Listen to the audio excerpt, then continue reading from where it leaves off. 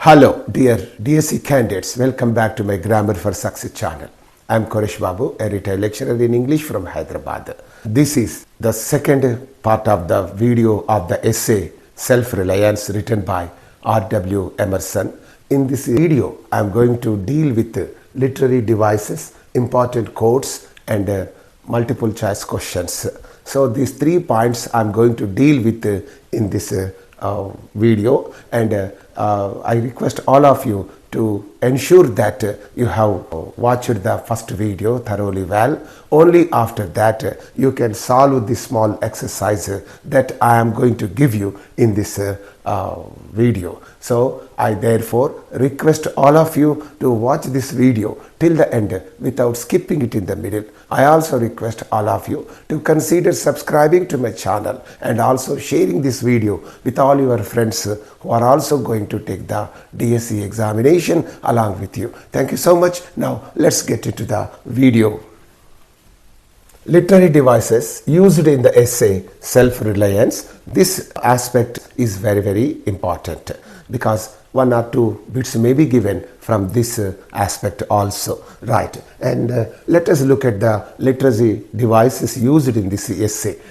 Ralph Waldo Emerson employs a wide range of literary devices.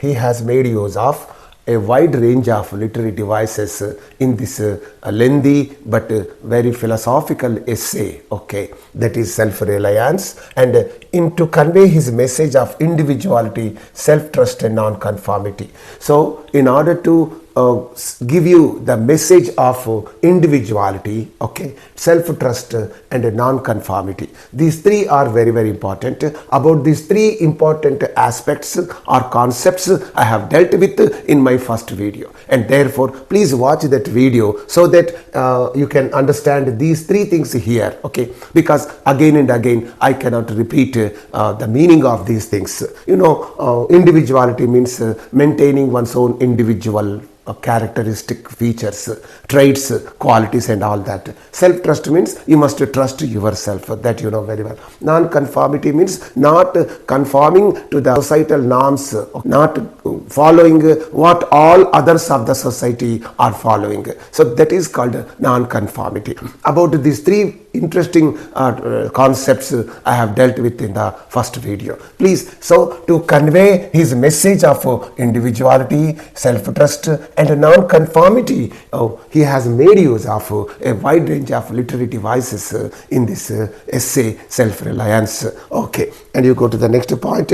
And these devices enhance or increase the essay's rhetorical power. Rhetorical power means the grandiloquence of the essay, or the lofty language, or the noble language employed in that essay. If you have seen the original text, you understand that it is written in a standard language. So it is not that easy for you to understand it if you can read it for the first time. You have to give at least the second reading in order to understand the whole essay and its meaning. So it has maintained throughout the essay some kind of grandiloquence, that is the rhetorical power. So to increase this rhetorical power, he has made use of these literary devices, and not only that, in order to make this essay intellectually stimulating.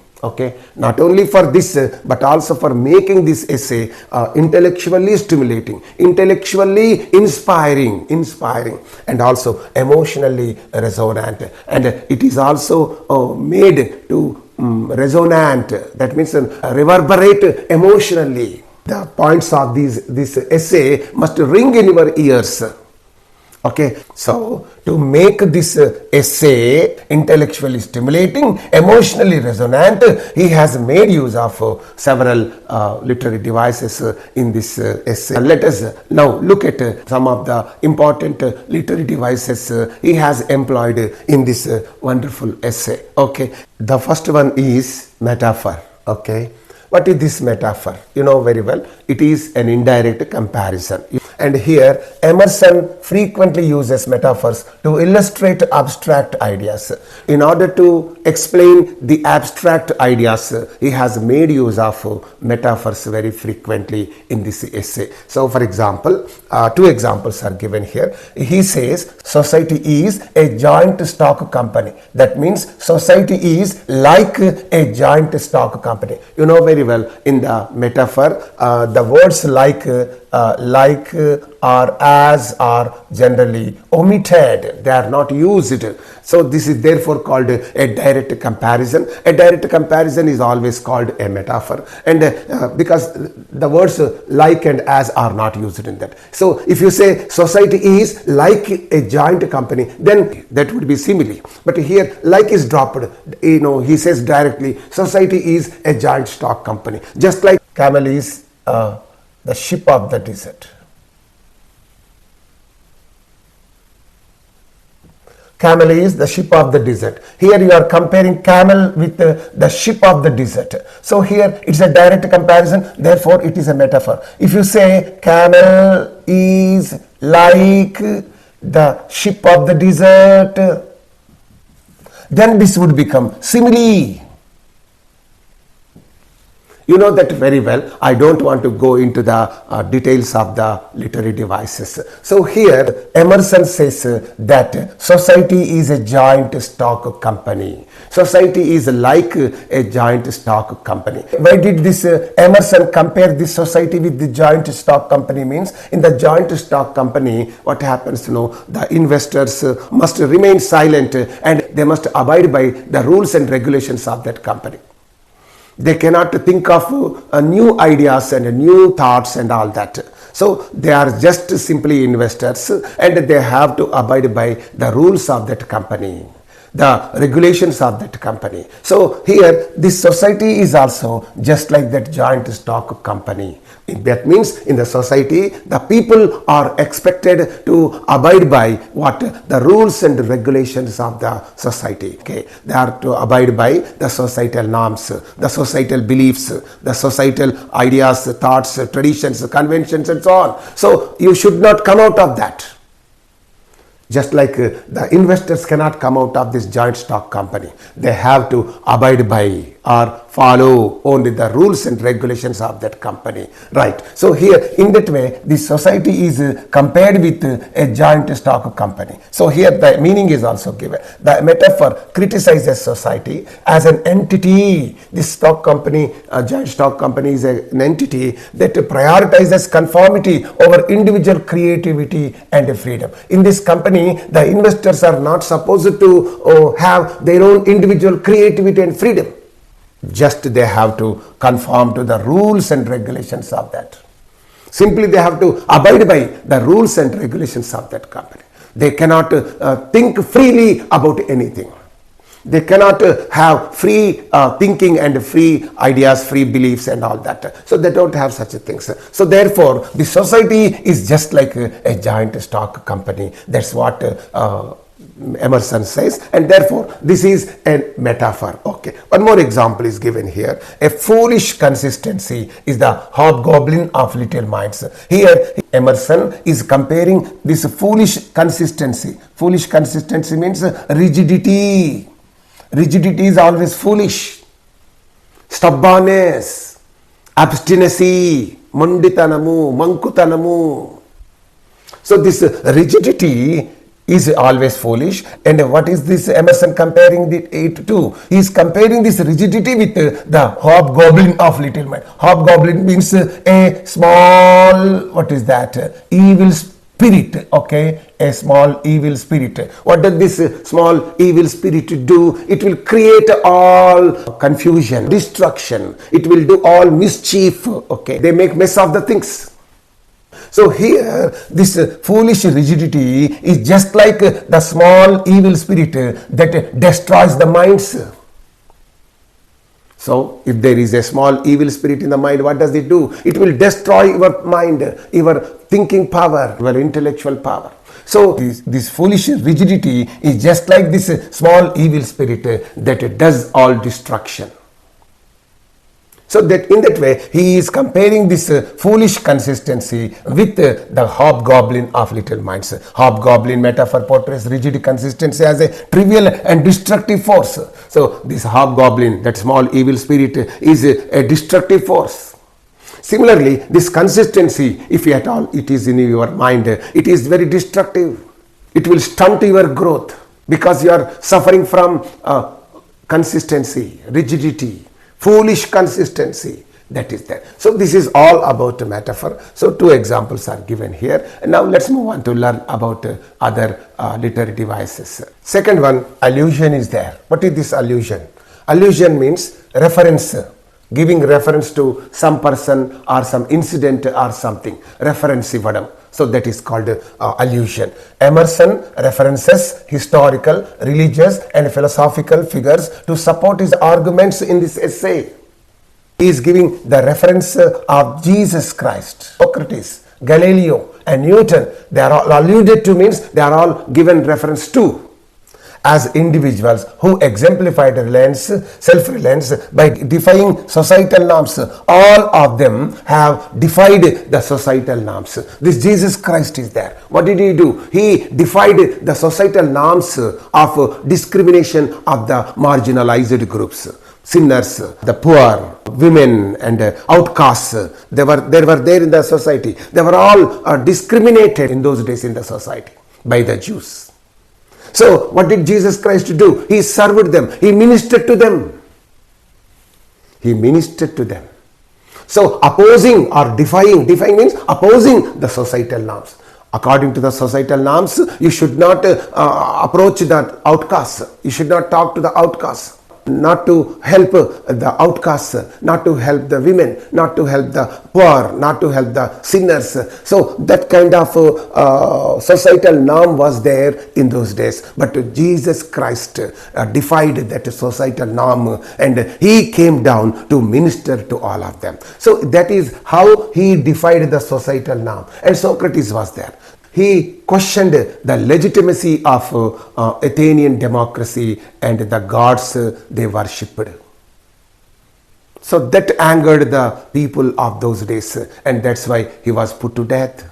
You know that very well. And this Galileo was there. What did he do? He also angered the church elders of those days by saying that this earth and other planets are revolving about the sun and not the sun revolving about the earth. So this angered the philosophers, scholars and the church elders of those days, and that's why he was also put to death in that way. You know that very well. And this Newton is there. He also opposed how that societal norms by talking about the laws of motion and the gravitational force and all that. So here all these great personalities, Jesus, Socrates, Galileo and Newton, all are alluded in this essay, and because they defied societal norms, they maintained their self-reliance.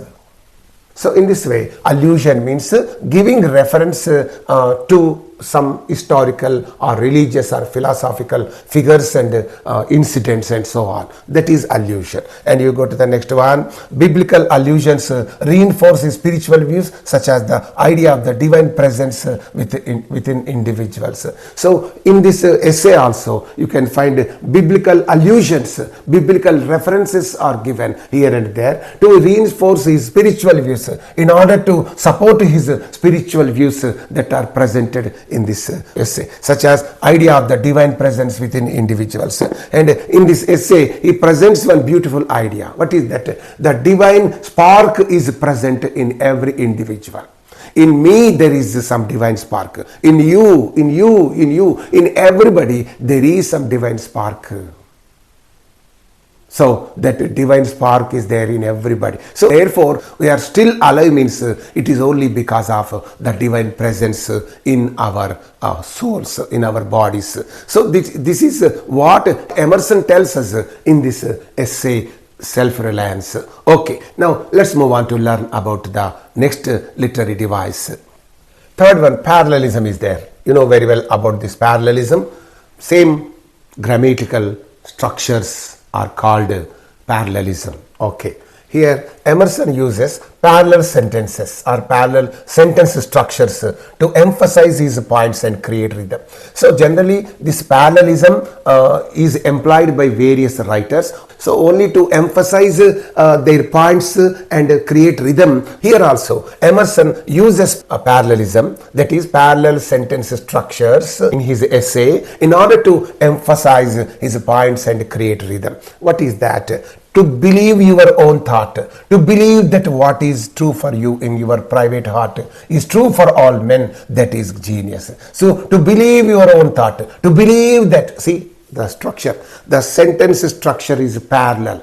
This is parallel to this, okay, and in this way, so parallel sentence structures are used throughout this essay only in order to emphasize his points and also to create rhythm in the essay, right? This structure draws attention to the universality of the personal truth. So this is the personal truth mentioned here. To believe your own thought, you must believe your own thought.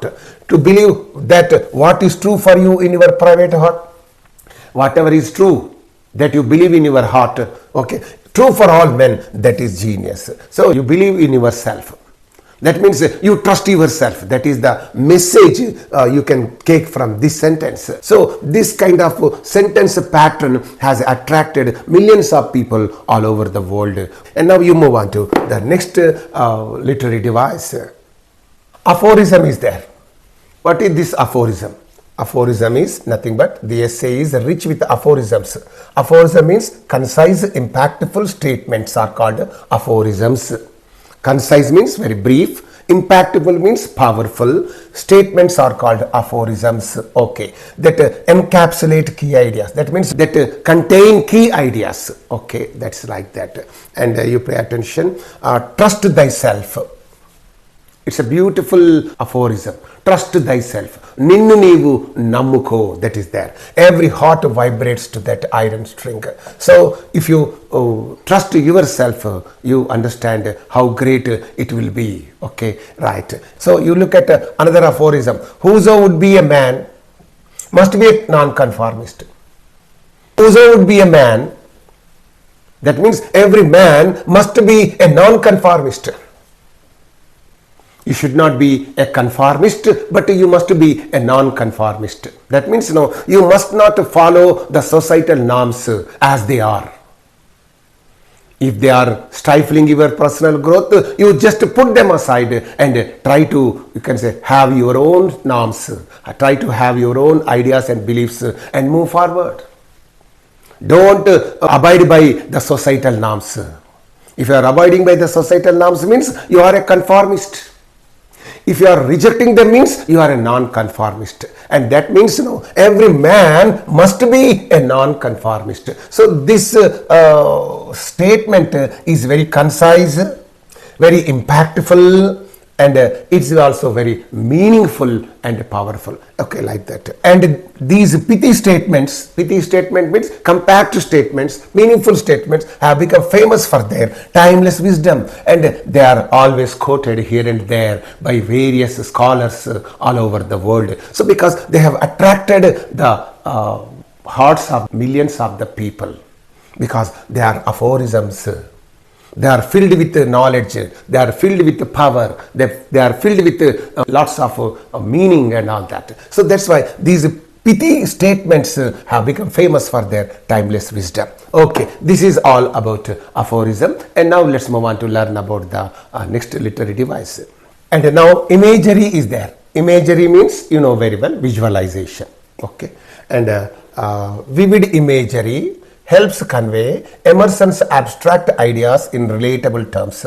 So what all the abstract ideas that are presented in this essay by Emerson have been made relatable because of this vivid imagery. Imagery means visualization. Whenever you read that statement or sentence, immediately some kind of picture will flash on your mental screen. That is, picture itself is called visualization. That visualization itself is called what? Imagery. So he mentioned so many things in the essay, and they will create vivid imagery in your mind. Okay.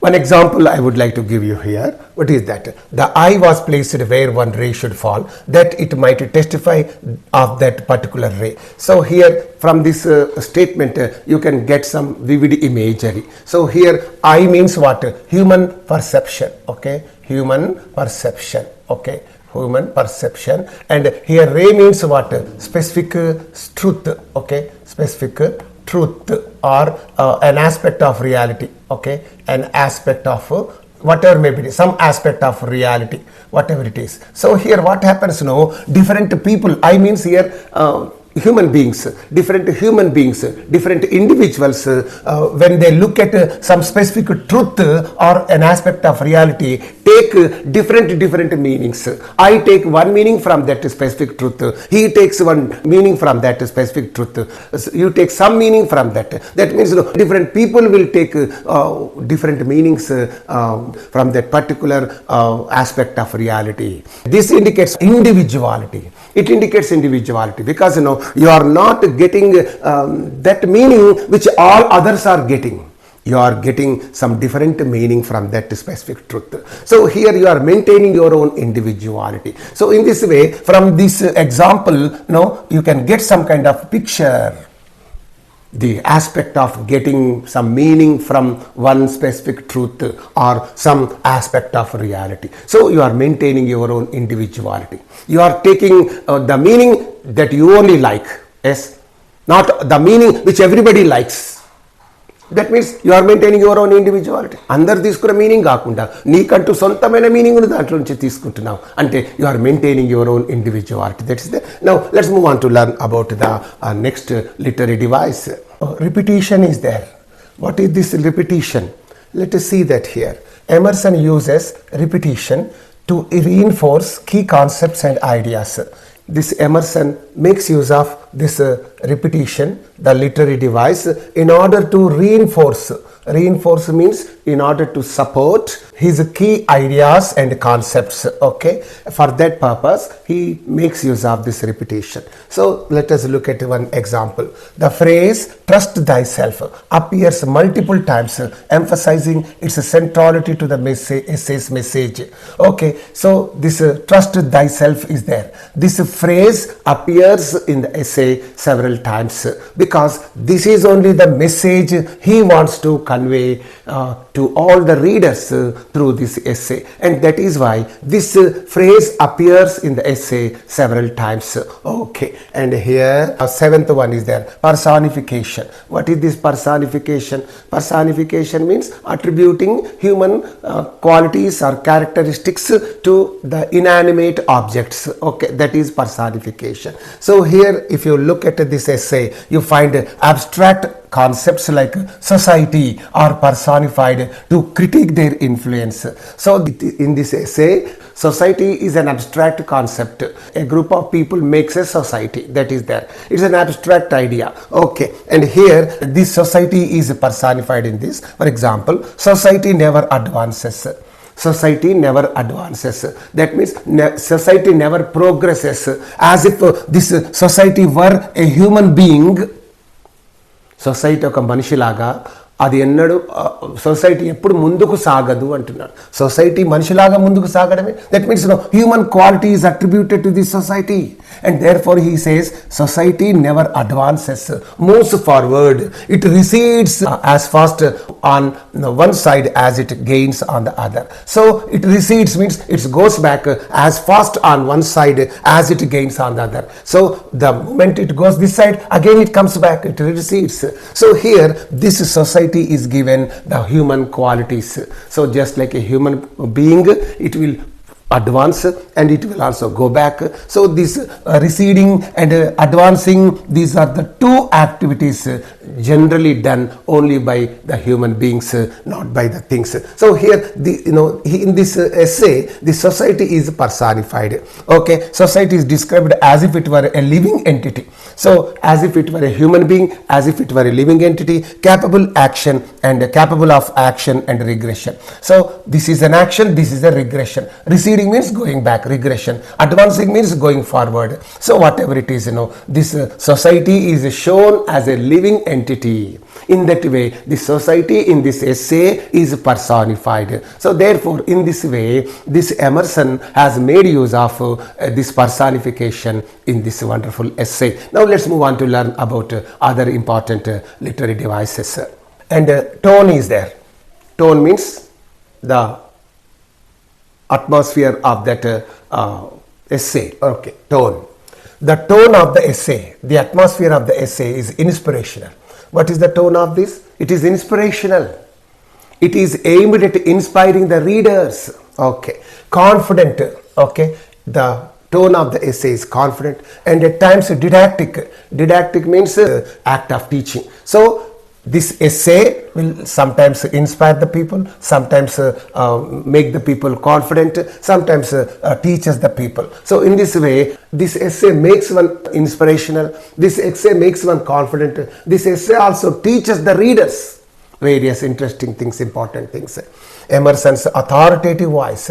So in this essay you can find the writer's authoritative voice, very grand voice and official voice. Okay. Authoritative voice motivates readers to embrace. Authoritative in the sense authentic voice. Whatever he tells in this essay, he tells very authentically. That is called authoritative voice, as if he were an authority on that subject. He speaks in that essay as if he were an authority on that particular subject. So in that way, this Emerson's authoritative voice motivates, inspires readers to embrace their individuality and reject societal norms. He is pleading with all the readers to maintain individuality and to reject societal norms. The societal norms are very rigid and they are stereotyped. Okay. And you are supposed to follow them blindly. Therefore, this Emerson is asking the readers not to abide by the societal norms and to maintain individuality and live originally and authentically. That's what he tells us in this essay. And you coming to the next one, contrast and antithesis. Contrast means showing difference between the two, and antithesis means showing the difference between the two statements at one place. Okay, here Emerson contrasts opposing ideas to highlight the importance of the self-reliance. So he contrasts opposing ideas. Two opposite ideas are put side by side and he shows this is so like this is like this. Now you see the difference, and therefore the self-reliance is the best one. Like that, putting two things side by side, he contrasts them and he highlights the importance of self-reliance that is there. And here imitation is suicide. So here imitation is suicide. It is an antithesis. Imitation is there. It is just like suicide. And here the stark juxtaposition.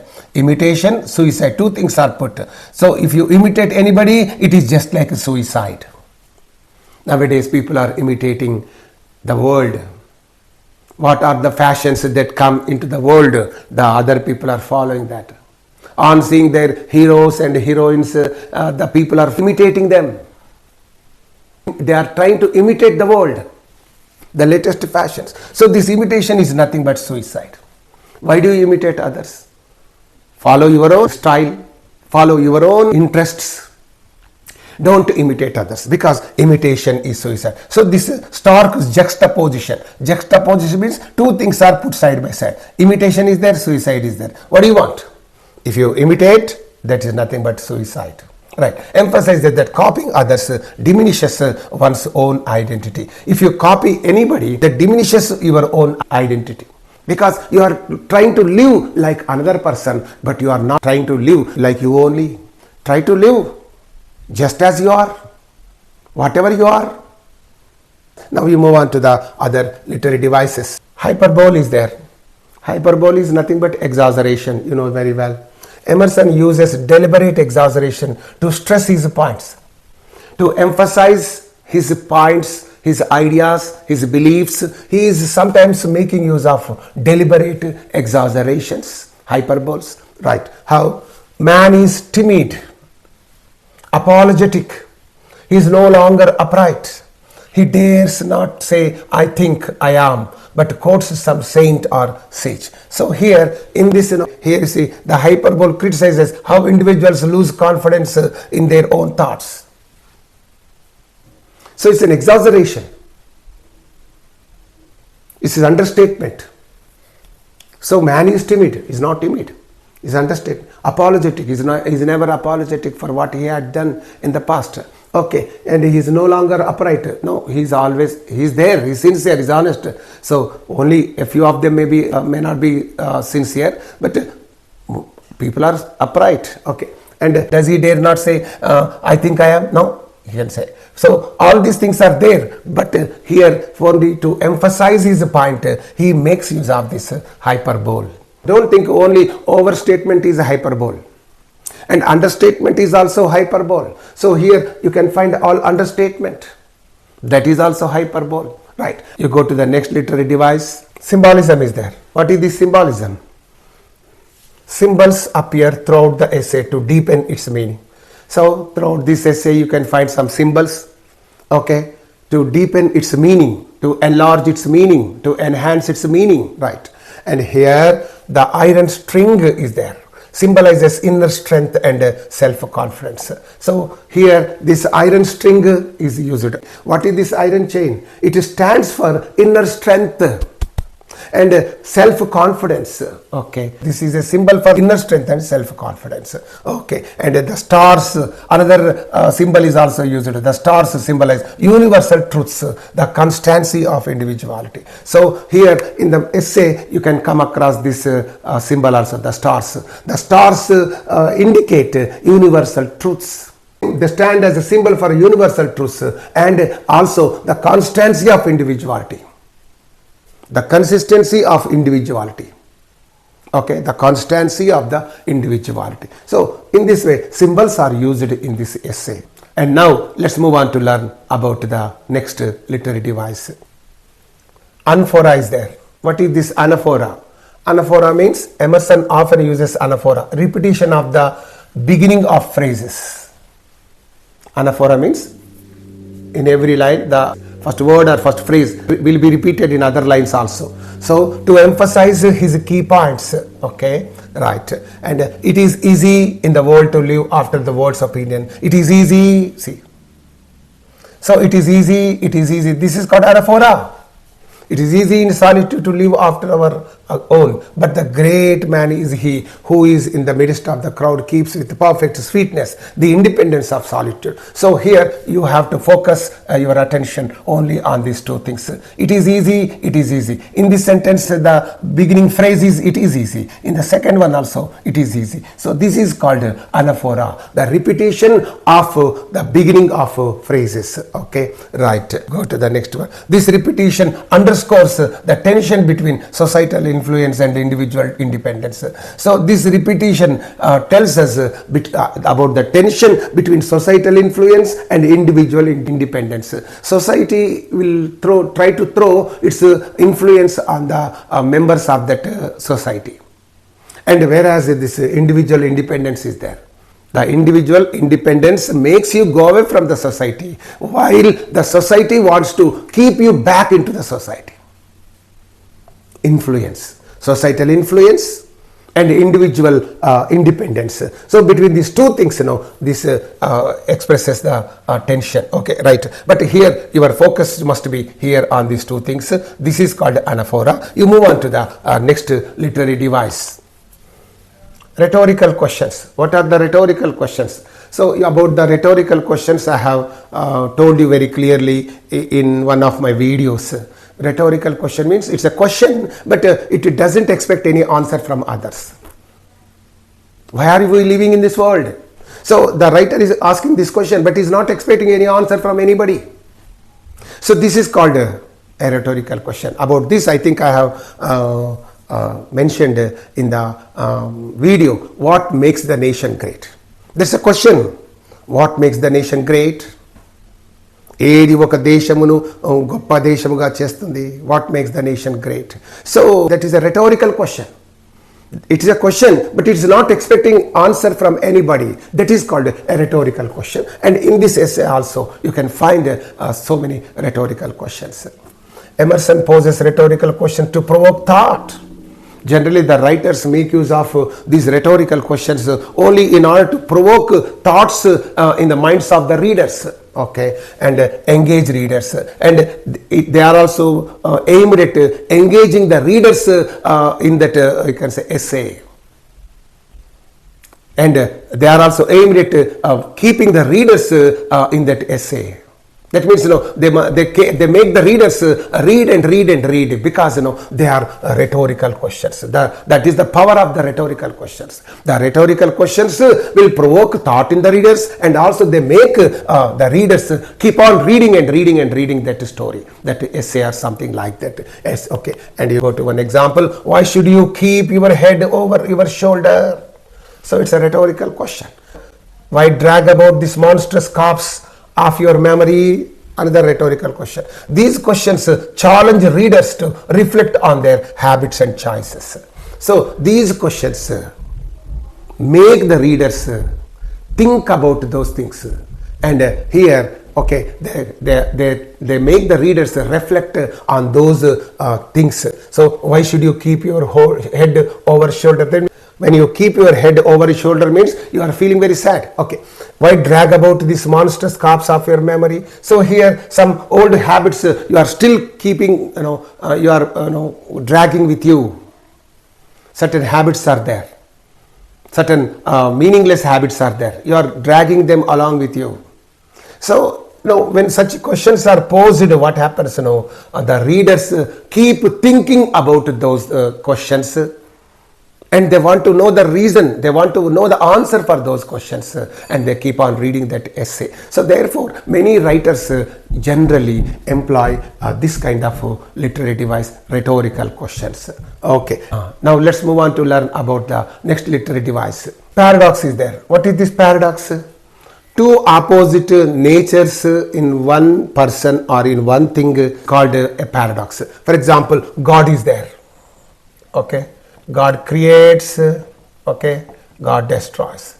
With one hand he creates, with another hand he destroys. This is called the paradoxical nature of God. Paradox. Okay, right. And a paradox is there. Emerson employs paradoxes to challenge conventional thinking. He makes use of paradoxes to challenge conventional thinking. Look at one example. The voyage of the best ship is a zigzag line of 100 tracks. So here, this is the best ship voyage. Okay, voyage means journey. The journey of the best ship, okay, is a zigzag line of tracks. Zigzag means line like that. It is not linear. Even though the ship is the best ship, even though it is the best ship, here it is going in a zigzag way. That means here it is mentioned here. So a paradox suggests that progress is not linear. This tells us that progress is not linear. Linear means straight, but requires adaptability. Even though it is the best ship, it has to take turns and twists, and according to the hurdles that are there in the ocean, it has to take turns and twists. Some iceberg is there. This ship cannot go straight and dash against it. It must take a turn. And there is another iceberg. It must take this. So even though this is the best ship, it must take turns and twist. Because the journey of the best ship is not supposed to be straight. Manchi ship e gada. Manchi ship ani dani yoka margam saralanga undadu. అక్కడ ఉన్నటువంటి పరిస్థితులను బట్టి అటు ఇటు పోతుంటారు. In the same way progress is not linear. అభివృద్ధి అనేది స్ట్రైట్గా ఉండదు. It will have so many hurdles on the way. You must adapt to them. Requires adaptability. That means there will be so many hurdles on the way of progress. అభివృద్ధి పథంలో అనేక అడ్డంకులు ఉంటాయి. You must sometimes you must skip them, or sometimes you make them adaptable to you. అడ్డంకులు నీకు అనుకూలంగా you must make them favorable to you. You must make them adaptable to you. And in that way you must move forward. Your progress must go on. So here in this way, this tells us that progress is not linear. అభివృద్ధి అనేది ఒక linear మేలో పోదు, అన్ని అడ్డంకులు ఉంటాయి అడ్డగోలుగా. We have to make them suitable to our need. We have to make them adaptable. Okay, that is what this paradox tells us. Okay, right. And with this I think the literary devices will come to an end. And now let's move on to learn about the important quotes of this essay. Important quotes and sentences. Emerson's Self-Reliance. Okay, so important quotes and sentences that are mentioned in the essay Self-Reliance. So here you pay attention.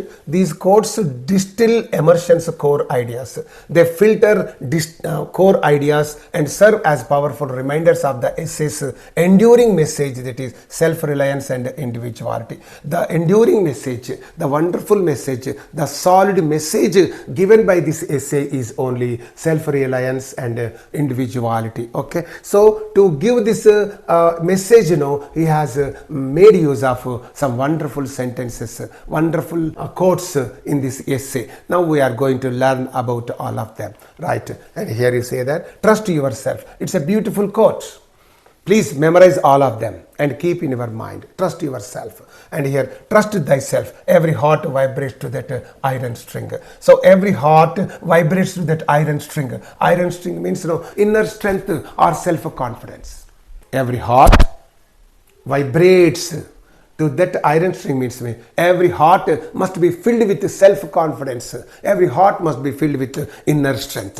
As long as this self-confidence is there in you, as long as there is inner strength in you, nothing will shake you.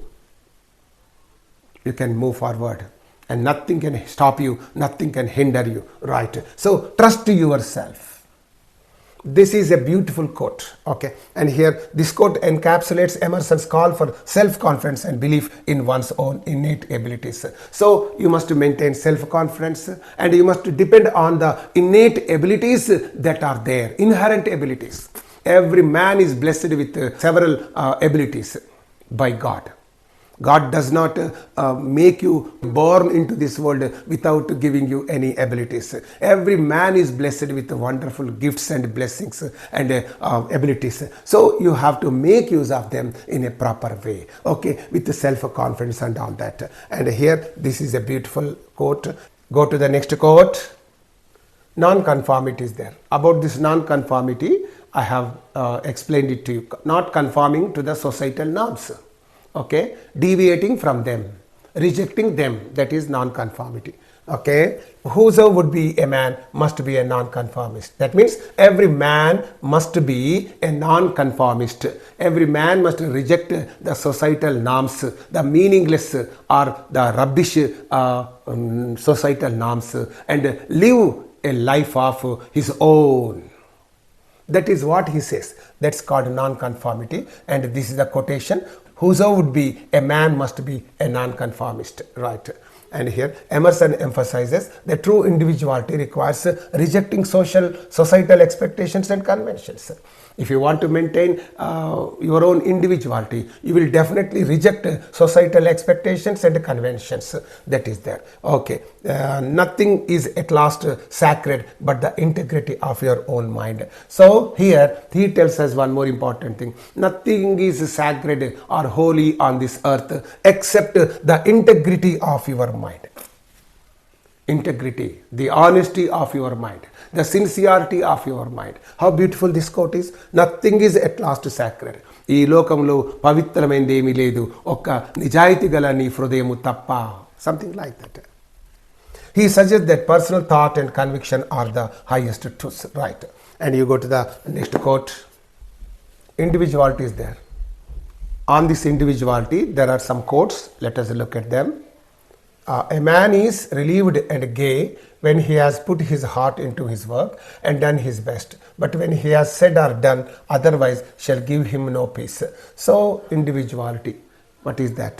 A man is relieved and gay when he has put his heart into his work and done his best. Whenever a man does his work with a good heart, he will be very happy. Okay. But whenever he says or does anything otherwise, shall give him no peace.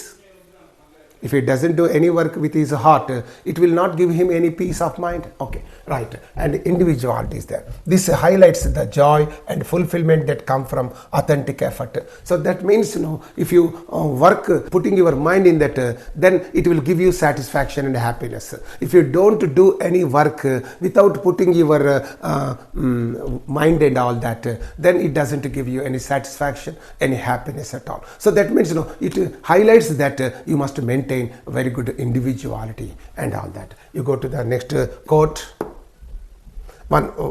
What I must do is all that concerns me, not what the people think. So this is yet another important quote. What I must do is all that concerns me. Whatever you like to do, you do it. Okay, not what the people think, not what other people ask you to do. వేరే వాళ్ళు చెప్పినట్టుగా నువ్వు చేసుడు కాదు, నీకు ఇష్టం వచ్చేది నువ్వు చేసుకో. That is what he tells you. It's a beautiful quote. Emerson urges readers to prioritize personal convictions and over public opinion. The public will say so many things. Don't follow the public. You do whatever you like. What I must do is all that concerns me. నాకు ఇష్టమైంది, నాకు సంబంధించిందని నేను చేస్తాను. Not what the people think. ప్రజలు అనుకున్నది నేను చెయ్యను. What a nice thing. That is that. You go to the next quote. Imitation versus originality. Imitation, you know very well. Imitation is suicide. If you imitate anybody, it is nothing but you are committing a suicide. That is that. And here he warns that copying others destroys one's unique identity. If you copy others, it will destroy your unique identity. Okay. Therefore, don't try to copy anybody. Copying means imitate others. Okay. And insist on yourself. Never imitate. So this is another beautiful quote. Yes, insist on yourself. That means stick to your own ideas, stick to your own styles, stick to your own beliefs. Never imitate. Okay, right. This reinforces the importance of embracing one's own originality. Right. Greatness and misunderstanding. What is this greatness and misunderstanding? On this also there is one quote, that is the meaning. To be great is to be misunderstood. So if you want to become a great person, you will be definitely misunderstood by the people living around. గొప్పవాడి అవ్వాలంటే చుట్టుపక్కల వాళ్ళని అపార్థం చేసుకుంటున్నట్టే. Because you are deviating from the normal path and you are establishing your own path, and therefore all other people start misunderstanding you. And that's why, to be great, that means to become great is nothing but becoming misunderstood. గొప్పవాడు అవుతున్నామంటే ప్రజల చేత నువ్వు అపార్థం చేసుకోబడుతున్నట్టు లెక్క. అవును, నీ సొంత దారిలో నువ్వు వెళ్తున్నప్పుడు ప్రజలందరినీ అపార్థం చేసుకోరా. So that's why this a beautiful quote. And Emerson reassures that non-conformists and innovators are often misjudged, and their greatness lies in their divergence from us. So when you become a non-conformist and an innovator, and people start misjudging you or misunderstanding you, what happened to Jesus Christ? He put aside all the societal norms and started ministering to the poor, to the sinners, to the outcasts, to the women who were not allowed into the villages in those days. That is nothing but rejecting the societal norm. మరి అలా చేస్తున్నప్పుడు అక్కడ ఉన్నటువంటి సద్దుకయ్యులు కానివ్వండి, Jews కానీ, they started criticizing him, they misjudged him, they misunderstood him. So that you know very well. So here then Jesus Christ was a non-conformist. He was an innovator. వెలివేయబడ్డ వాళ్ళ దగ్గరికి ఎవరు పోవద్దు, మాట్లాడద్దు. But he went to him. He ministered to him. Leprosy వచ్చిన వాళ్ళతో మాట్లాడకూడదు. He opposed, he defied the society in those days. That's why the Jewish leaders and other church leaders got angry with Jesus Christ, and they wanted him to be crucified.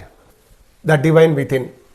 So I have already told you that in every individual there is the divine spark. Okay, the divine presence is there in everybody. Okay, don't think that you are away from God. God's presence is there in your heart. Therefore you are being saved from all kinds of dangers, Okay, respect that divine spark that is in you. So here the divine within, what is that? The power which resides in him is new in nature, and none but he knows that he knows what that is which he can do, nor does he know until he has tried. So this is one beautiful quote, and in this, he expresses unique potential within every individual. In every individual there is some unique potential, some kind of strength is there, because there is the divine spark of God in him. There is God's presence in everybody's heart, and that is why he can do anything. He has that potential. Everybody has that potential to do whatever he can. Okay, that unique potential within every individual. ప్రతి ఒక్కడిలో ఒక అద్భుతమైన శక్తి ఉంటుంది. నీలో in everybody there is some kind of special potential, unique potential, because in everybody God lives. God's spark is there, divine presence is there. దేవుని యొక్క శక్తి, దేవుని యొక్క spark ఉంటుంది కాబట్టి, దేవుని యొక్క అంశం ఉంటుంది కాబట్టి, మరి అలా ఎవడైనా ప్రతి ఒక్కడు గొప్పవాడు కాగలుగుతాడు. That is there. We live in the lap of immense intelligence, which makes us receivers of its truth and organs of activity. So this is at another, what is that? We live in the lap of immense intelligence, which makes us receivers of its truth. So we are living in the lap of immense intelligence, a lot of intelligence, which makes the receivers of its truth and organs of its activity. So therefore only we are able to know the truth. Okay. And here he connects human potential to a divine and universal intelligence. So it is there. This consistency means rigidity.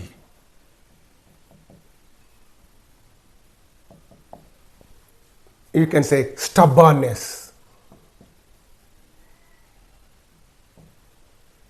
Munditanamu, mankutanamu. Rigidity. That is a foolish rigid consistency is the hobgoblin of little minds. Hobgoblin means, I have already told you that it is a small evil spirit. What does a small evil spirit do? It will destroy everything that is there. So in the same way, this consistency, like this hobgoblin, will destroy the power, the mind of that person. And here Emerson criticizes clinging rigidly to past beliefs, advocates for growth and change. So it is like that. You should not cling to your past beliefs. Okay, past superstitions, past traditions, customs and all that. So you give room for growth and change. Okay, that is that. Speak what you think now in hard words, and tomorrow speak what tomorrow thinks in hard words again, though it contradict everything you said today. So this is yet another important quote, and in this he highlights the value of embracing evolving thoughts and beliefs. You keep on thinking about new thoughts and new beliefs. Okay, you must embrace new thoughts and new ideas. That is what this quote tells you. Right, the present moment is there. What is the present moment? See here, life only avails, not the having lived. So it is yet another important quote. So here Emerson encourages living actively. Life alone avails means live actively in the present rather than dwelling on the past. Most of the people live only in the past. That means they will cling to the past ideas, past beliefs, past incidents. They keep on thinking about the past only. Though they are living in the present, their minds are only in the past. That's why you cannot make progress in your life. So when you are living in the present, you live this present life actively and happily. Don't go back into the past. Forget the past. Live in the present. So here he encourages living actively in the present. You must live actively and happily in the present rather than dwelling on the past, on the things that passed by. That is the meaning. గడిచిపోయిన విషయాల గురించి ఎప్పుడు ఆలోచిస్తూ ఉండకుండా ప్రస్తుతం హ్యాపీగా జాయ్ఫుల్గా జీవించాలి అంటున్నాడు. So life only avails, not the having lived. Okay, the centuries are conspirators against the sanity and authority of the soul. This is yet another important quote. He critiques the tradition and the weight of history as barriers to individuality. So the centuries are conspirators. So centuries are conspirators means the past history has become a kind of barriers against the progress of man. So this past history becomes a kind of a stumbling block to the progress of this individual. Therefore, don't think about the past history, past traditions, okay, and think about the future, think about the present. That is what you should do. Now you move on to the next quote. Critique of society. Society everywhere is in conspiracy against the manhood of every one of its members. So this is yet another important quote, and this quote, critiques means criticizes society's tendency to suppress individuality. So you know very well the meaning of this is, the society always tries to suppress the individuality. The society does not allow anybody to grow independently and individually. It will always suppress the persons who want to grow independently and individually. So therefore, society everywhere it is a conspiracy. That means it is always against the manhood of every one of its members. That means the society is against every member of the society. It does not allow anybody to progress individually or independently, right? Society is a joint stock company in which the members agree for the better securing of his breed to each stakeholder to surrender the liberty and culture of the. So this is yet another important quote, and I have already told you about this. Society is just like a giant stock company. So Emerson uses this metaphor to describe the trade-off between security and personal freedom. So if you buy stocks in a giant stock company, you must abide by the rules of that company. You cannot say anything. You cannot oppose the rules of that company. Once you have purchased the stocks of that company means you must abide by the rules of that company. So here this society is just like a stock company. In the same way, this society is also just like a stock company. Once you are born in that society means you must abide by its traditions, conventions, societal norms and all that. You cannot come out that easily. ఒక సొసైటీలో పుట్టామంటే ఆ society నుంచి బయటికి రావడం చాలా కష్టం. ఎదిరించి వచ్చిన వాడికి కొంచెం అక్కడ ఉన్నందరూ ఇంకా చాలా ఇబ్బందులు పెడుతుంటారు. You will be isolated, you will be misunderstood, you will be criticised. In spite of all that criticism, if you can come out and try to live authentically, originally, independently, individually, then you are called a great man. And let us learn about the next quote. Self-discovery is there. What is this self-discovery? On this self-discovery, there is one quote. What is that? Do not go where the path may lead. Go instead where there is no path and leave a trail. Very easy, very simple. Do not go where the path may lead. Whenever there is a path, don't go on that path. That means don't go on the path that is trodden by all. Just like Robert Frost. So here, go instead where there is no path and leave a trail. So try to go on a different path where there is no path at all. And leave some trail for other people that are coming. ఉన్న దారిలో నడవడం కాదు, లేని దగ్గర దారిని సృష్టించి నడిస్తే అది ఇతరులకు వెనక వచ్చే వాళ్ళకి అది దారిగా ఉంటుంది, మార్గదర్శకంగా ఉంటుంది, something like that. And here very interesting, he encourages readers to forge their own unique paths in life, right? The only person you are destined to become is the person you decide to be. So it is also a beautiful quote. The statement underlines the power of self-determination. So the only person you are destined to become is the person you decide to be. That means, that this quote indicates your determination, self-determination. Whatever you want to become in the society, you can become. That potential you have in your heart, that potential you have in you. So you can become whatever you like in this society. That means, you have that power of self-determination. This indicates the power of self-determination. నువ్వు జీవితంలో ఏది కావాలనుకుంటే అది అవ్వగలుగుతావు అనేటటువంటి ఆ power of self determination ఇక్కడ చెబుతుంది. The only person you are destined to become. నువ్వేం కావాలనుకుంటున్నావు? The person you decide to be. నువ్వేం కావాలని నిర్ణయించుకుంటున్నావో అది అవ్వడానికి నీకు ఆ పొటెన్షియల్ నీలో ఉంది అంటున్నాడు, right? So with this the important quotes of this essay will come to an end. Now I am going to give you a small exercise, and I request all of you to first of all watch the video I have made on self-reliance. First of all, try to understand the essay thoroughly well, and only after that you try to solve this exercise. Let us now look at the exercise. Here you pay attention, multiple choice questions, okay, and on Emerson's essay Self-Reliance from the competitive exams point of view. Remember, all these questions are framed from your examination point of view, and first of all, some questions are posed here on themes and central ideas. Okay, what is the first one here? What is the central theme of self-reliance? You know very well about that. And the importance of education, trusting oneself and individuality, the superiority of society over the individual, the value of tradition. So the first question is over. Now let's move on to other questions. According to Emerson, what hinders personal growth the most? What is that? Education, non-conformity, societal expectations and conformity, nature. You know that very well. You go to the third question. Emerson suggests that each individual possesses what within them? What does each individual possess? A divine spark, limitless power, material wealth, universal knowledge. Okay, you move on to other questions. Fourth one. Which quality does Emerson consider essential for greatness? Wealth, intelligence, self-trust, obedience.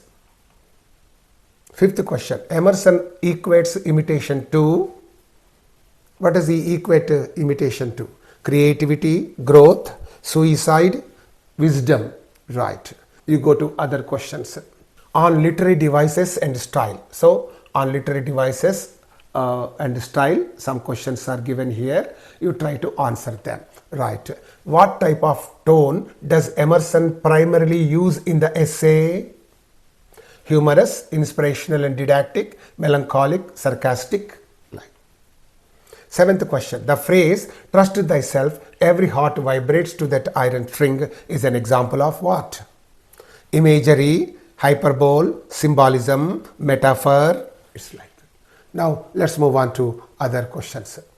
What does Emerson mean by the iron string? The strength of community, the resilience of self-confidence, the rigidity of tradition, the weakness of human nature. Emerson's statement, society is a joint stock company, is an example of? What is it an example of?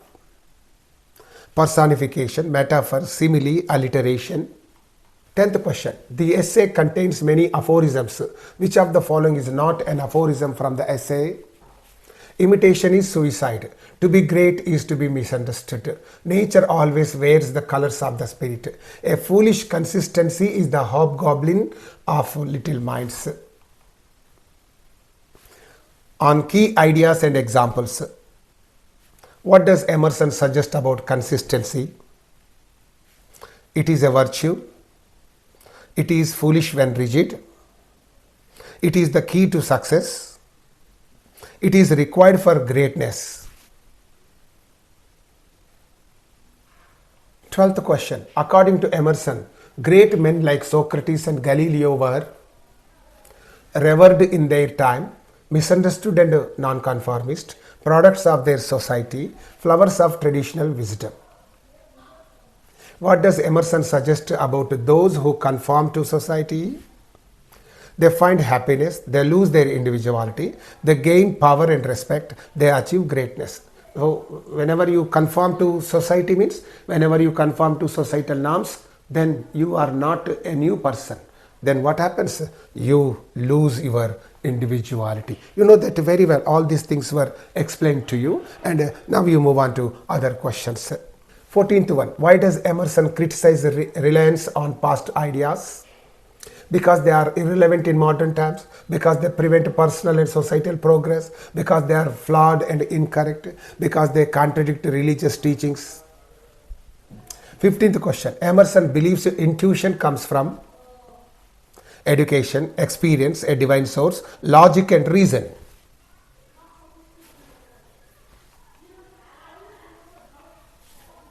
On structure and style. How does Emerson structure his essay? Chronologically, thematically, using case studies, through personal anecdotes. Which literary movement does self-reliance belong to? Romanticism, realism, transcendentalism, modernism.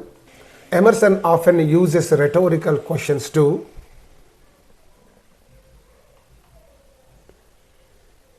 provide answers, engage readers and provoke thought, mock societal norms, avoid direct statements. What purpose does Emerson's use of historical examples serve? To show the importance of tradition, to illustrate his arguments about self-reliance, to critique past figures, to justify societal norms. 20th question. What is the effect of Emerson's use of repetition in key phrases like trust thyself? To create rhythm, to emphasize its importance, to confuse the reader, to adhere to poetic style. On application and analysis, some questions are given here. What does Emerson suggest is the key to societal progress? Adhering to tradition, individual independence and innovation, collective decision making, religious faith. Emerson claims that solitude helps individuals develop their intellect, conform to societal norms, hear their inner voice, avoid responsibility. 23rd one. Why does Emerson emphasize the importance of living in the present? The future is uncertain. The present moment is where authenticity resides. The past is irrelevant. It is easier than planning for the future. Emerson compares the progress of great individuals to a straight path, zigzag line, circular journey, mountain climb. The journey of a great ship is not straight. It is in a zigzag way. In the same way, the journey of a great person is not straight, but it is in a zigzag way. Right. So, right, that you know the meaning of this. And 25th question. According to Emerson, how should individuals view the opinions of others? They should respect them. They should disregard them if they conflict with personal truths. They should adapt them to maintain harmony. They should seek approval. 26th one. What is Emerson's view on prayer in self-reliance? It should only be a form of gratitude. It should be for material gain. It should replace action. It is unnecessary. 27th one. What does Emerson mean by whoso would be a man must be a nonconformist? What does he mean by that? True individuality requires rejecting societal norms. Men should be rebellious. Society values nonconformity. Conformity leads to greatness. 28th one. Emerson argues that envy is natural, ignorance, beneficial, necessary for improvement. What is the ultimate goal of self-reliance according to Emerson? Wealth, inner peace and fulfillment, power over others, religious salvation. And the last question. What advice does Emerson give about the past? Learn from it, forget it, use it as a foundation for action. Do not let it define the present. Okay, with this small exercise comes to an end. Now let us move on to know the answers for all these questions. Answers. These are the answers for the questions from 1 to 10. These are the answers for the questions from 11 to 20. These are the answers for the questions from 21 to 30th. Okay, right. So with this video comes to an end. Thank you so much for watching this video. Hello dear DSC candidates. Thank you so much for watching this video. Try to solve this exercise on your own. If you have any problem, please make a mention of it in the comment section. Please watch this video. If you find it any more difficult for you to understand, please talk to me over the phone or text to me on my WhatsApp number. With another beautiful video, I shall be back to you. Until then, bye, see you, all of you. Right.